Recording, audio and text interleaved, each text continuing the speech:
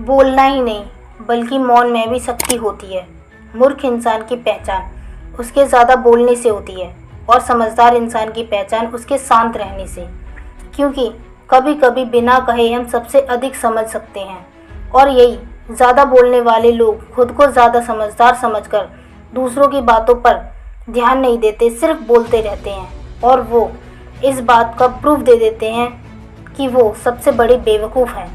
चाणक्य जी कहते हैं, जिस तरह कोयल मीठा ना बोलने तक चुप रहती है, उसी प्रकार अच्छे बोलना बोलने वाले को शांत रहना चाहिए। क्योंकि हमारे शब्द ही हमें विनर बनाते हैं और हमारे शब्द ही हमें लूज़र। इसलिए हमेशा सोच समझकर बोल लो और जब भी बोलो कुछ ऐसा बोलो जिससे सभी लोग तुम्हारी बातों को ध्यान से सुने। क्योंकि जो हर समय बोलते रहते हैं उनकी बातों को कोई नहीं सुनता और जो शांत होता है उस पर ही सबका अट्रैक्शन जाता है कि ये शांत क्यों है। आपका शांत रहना ही लोगों के दिमाग में कई सारे सवाल पैदा कर देता है, जैसे इसके दिमाग में चल क्या रहा है, ये चुप क्यों है, ये कुछ बोल क्यों नहीं रहा। और भी मौन हमारा सबसे बड़ा हथियार है जिससे हम बिना लड़े जंग जीत सकते हैं। इंसान शांत रहता है, वो दूसरों की बातों को जल्द ही समझ जाता है। क्योंकि चुप रहने वाले लोग सबसे ताकतवर होते हैं और साथ ही बहुत इंटेलिजेंट, और वहाँ बोलते हैं जहाँ ज़रूरी हो।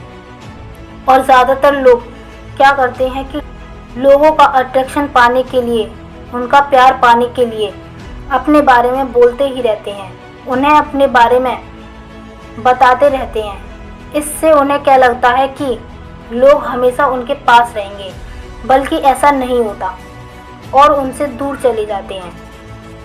इसलिए शांत रहना भी ज़रूरी है और लोगों को सुनना भी ज़रूरी है, उनके बारे में जानना चाहिए, जिससे आपको ट्रस्ट होगा।